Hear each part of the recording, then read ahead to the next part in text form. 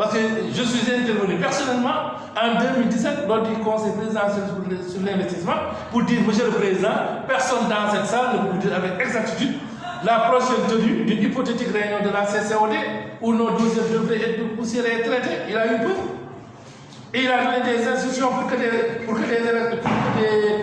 réunions de la CCOD se tiennent tous les 15 jours, pour qu'on épuise tous les dossiers. Il y a des milliers et des milliers de dossiers ici à la CCOD et des dossiers qui, au finish, doivent forcément déboucher par l'obtention d'un bail. Tu as un bail, tu veux un garantie, tu vas l'hypothéquer, tu lèves de l'argent, tu finances ton activité. Mais si tu ne joues pas les coudes ou si tu n'as pas d'intervention, mais c'est la croix et la bannière. Alors que si je prenais le directeur de l'ADI tout de suite, d'accord, viens, monsieur le directeur, tout ça sont des milliers de dossiers, je voudrais que tout ça soit dématérialisé. Il faut aller au niveau de la maison, bien du bureau de chaque directeur de service central qui doit valider lors de la réunion de la CCOD et valider tous les dossiers. Mais là, tu n'as que ta tête pour cogner le but parce que tu ne comprends rien. On fait un pas en avant, on fait 50 pas en arrière. On n'avance pas et personne ne bouge. Les institutions consulaires, Macky les a mis à genoux et il a créé des agences aussi qui ont montré leurs limites. Qu'est-ce qu'on va faire avec la CEPEX? Une direction attribuée à l'AFP. L'actuel directeur là-bas depuis 9 ans, il ne bouge pas. Un docteur en pharmacie. Pour nous parler d'import espoir. C'est la même chose dans toutes les institutions. Il a tout politisé. Mais maintenant, c'est un effet pour eux. Il faudrait qu'ils répondent devant tous ces échecs-là. Mais c'est ce qu'il faut dire au président là. C'est le président de la République. Mais il faudrait aussi qu'il entende et qu'il soit fair play pour entendre des avis divergents. Nous prédisons le futur. Il est sombre. Les lendemains incertains. C'est ça la réalité. Si on se lève le matin, on déambule. On est sans but précis, comme on vous dit. Alors que ça ne devrait pas arriver dans notre pays. Le problème des chômages, là, mais ça, c'est un problème, c'est rien du tout. La mairesse de Paris a beaucoup plus de boulot que Macky Sall. C'est 13 millions de Français très exigeants qui se lèvent au quotidien pour qu'ils connaissent le droit, qui lui mettent la pression. Mais ici, nous, on a la chance, on ne voit pas le président, on ne voit pas la télé. Ces ministres ne prennent aucune décision. On nous convoque à longueur de journée, le ministre de l'économie, tous les jours nous convoque. On dit, on n'a pas que ça à faire. Ça, c'est pour aller dire au président, tu as reçu le secteur privé. Et quel secteur privé? On se connaît entre nous. Et ils vont voir, ils sont à tuer avec le président. Mais c'est ce qu'ils ont des projets innovants, des projets structurants pour créer de l'emploi dans ce pays. Ils ne voient pas le président. C'est ça la réalité. Nous, tout ce dont, pour terminer, tout ce dont nous demandons, il faudrait qu'on soit sérieux.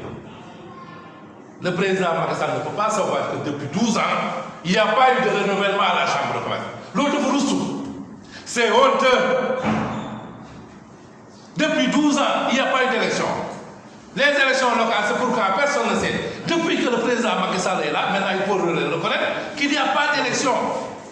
Des élections qui ont beaucoup d'élections. Et ça, ce sont des problèmes. C'est ça notre problème. Nous, on ne demande même plus d'élections. Tout ce dont nous voulons maintenant, c'est qu'on envoie une mission d'audit qui va prendre son temps. Il y a de l'argent détourné. Aux dernières nouvelles, l'actuel, je ne peux même pas l'appeler président, Ablaye Sow qui est là-bas est en train de tout faire pour obtenir le bail du terrain que l'État nous a attribué au port. C'est pour certainement les donner ça en garantie. Lever des fonds pour dire qu'on construit deux tours là-bas. C'est ce qu'il est en train de faire. Il va organiser une assemblée générale sous peu de temps. Pourquoi faire? Pour voter un budget, dit-il. Et voter au budget, nous sommes au mois de mars. Madame le ministre du Commerce, Madame Assome Diatta, est complice de tout ce qui se fait. Et tous les échecs que nous avons eu à essuyer au niveau de ce département ministériel, avec Alioune Sarr qui fut une catastrophe, avec Mme Aminata Assome Diatta qui est limitée, 40, pour ne pas dire nul, on ne peut pas traiter une liste de nul. Voilà. Mais vraiment, elle n'a pas sa place là-bas. La place de Mme Aminata, ce n'est pas un ministère du Commerce, c'est trop lourd pour ses épaules. Il faudrait qu'elle soit limogée. et qu'elle a fait un stage là-bas au robinet de la Sana. Apprendre comment vendre de l'eau, 15 francs par bassine. Le ministère est trop lourd pour elle. Mais vraiment, nous, on est mal barrés. C'est pourquoi aujourd'hui, nous demandons solennellement au président de la République de limoger cette bonne dame.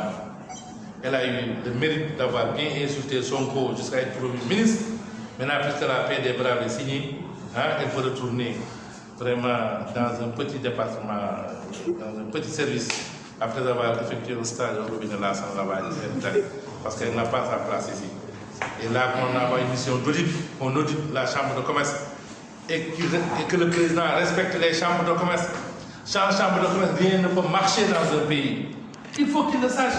Il va créer la guerre, il va tellement créer d'institutions budgétivores qui ne sont d'aucun apport pour l'acteur économique. Il va en créer. Et puis là, les gens doivent bouger. Les morts de Malik Mbaye qui sont là-bas, les Malik Diop depuis 8 ans qui sont là-bas. Mais il faut faire de la politique, même si tu n'as pas le profil, on te met à une station où tu ne seras d'aucun apport pour le Sénégalais, pour l'acteur économique. Et puis vraiment, il faudrait que pour certains postes, qu'on organise des appels, des appels à candidature, qu'on ait de bons profils. Une 13 feuilles qui quitte la case des tout-petits en tant que sociologue pour atterrir dans la plus grande banque qui doit accompagner les acteurs économiques, la banque à gestation de FONGIP. C'est la catastrophe. C'est la catastrophe. On ne peut pas voir le beurre, l'argent du beurre, la crème chantier, la fermière. C'est ça la réalité. Vraiment, avec le président Macky Sall, on ne comprend plus. On ne comprend plus. Maintenant, puisqu'il est là jusqu'en 2024, nous allons observer. Mais la mort dans l'âme, il y a Faïti Moulana, si vous le connaissez, allez le voir, vous lui dites qu'il nous aide. Moi, j'y allais avec la foi. Mais maintenant, je suis en train de moraliser.